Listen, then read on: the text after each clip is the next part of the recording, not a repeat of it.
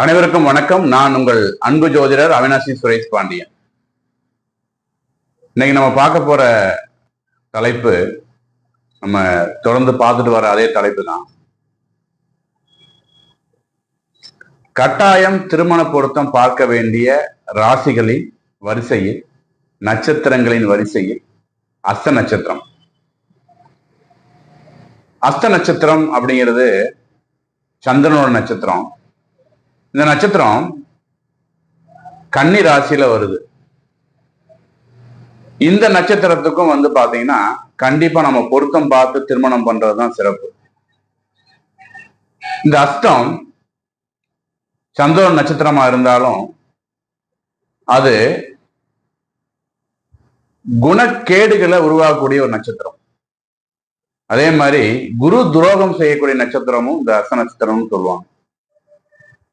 அதுக்கு என்ன காரணம் அப்படின்னு சொல்லி கேட்டீங்கன்னா, இவங்களுக்கு நன்மை யார் செய்யறாங்களோ, அவங்களுடைய வளர்ச்சிக்கு யார் நன்மை செய்யறாங்களோ அவங்கள ஒரு குறிப்பிட்ட காலத்துக்கு அப்புறம் அவங்க அதை மறந்துட்டு வாழ்க்கையில அடுத்த நகரம் நோக்கி நகர்றதுக்கான வாய்ப்புகள் அவங்களுக்கு கிடைச்சிடும். இது இயல்பாகவே அவங்களுக்கு நடந்துடும் இந்த அஸ்தநட்சத்திரக்காரங்களுக்கு.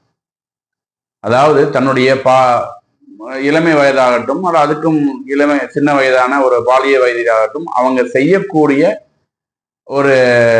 அவங்களுக்கு செய்யக்கூடிய உதவியை மறந்துட்டு அவங்க அடுத்த கட்ட நகரம் நோக்கி நகர்ந்து போயிடுவாங்க. இந்த கலியுகத்துல எல்லாரும் செய்ய வேண்டிய விஷயம்தான் அப்படின்னு பொதுவா எல்லாரும் செய்யறதான்னு எடுத்துக்கிட்டாலும் இது அஸ்த நட்சத்திரத்துக்கு அதிகமா வேலை செய்யும். அப்படியாப்பட்ட அஸ்த நட்சத்திரத்துக்கு நீங்க திருமணம்னு பார்க்கும்போது இது கன்னி ராசியில வர்றது அஸ்த நட்சத்திரம். இவங்களுக்கு ரொம்ப சிறப்பான ஒரு பொருத்தத்தை ஏற்படுத்தி கொடுக்கணும். அது என்னங்க சிறப்பான பொருத்தம் அப்படின்னு சொல்லி கேட்டீங்கன்னா, நீங்க வெறும் ராசி நட்சத்திரத்தை மட்டும் வச்சு பொருத்தம் பார்த்துடாம கட்டங்கள் அடிப்படையிலையும் இவங்களுக்கு நம்ம பொருத்தம் பார்க்கணும். அதாவது ராசி கட்டங்கள் நம்ம பழைய வீடியோவில் நம்ம சொல்லியிருப்போம். மற்ற நட்சத்திரத்தை பற்றி பேசும்போது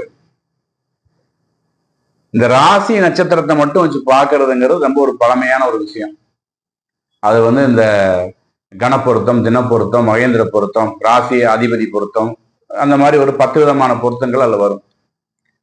அதை மட்டும் வச்சு இந்த அஸ்த நட்சத்திரத்துக்கு திருமணம் பண்றீங்க அப்படின்னு பட்சத்துல கண்டிப்பா அது பிரிவை நோக்கி நகரும். அதில் மாற்று கருத்தே இல்லை.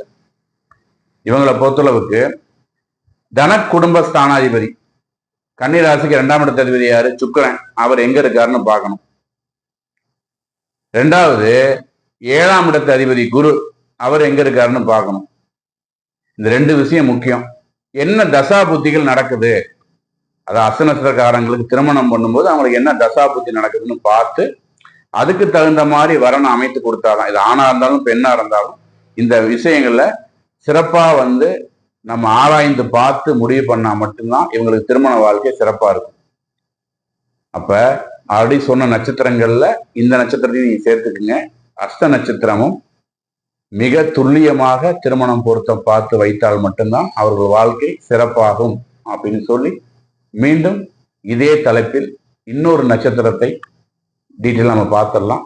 அதுவரை உங்களிடமிருந்து விடைபெற்றுக் கொள்வது உங்கள் அன்பு ஜோதிடர் அவினாசி சுரேஷ் பாண்டியன். வாழ்க வளமுடன்.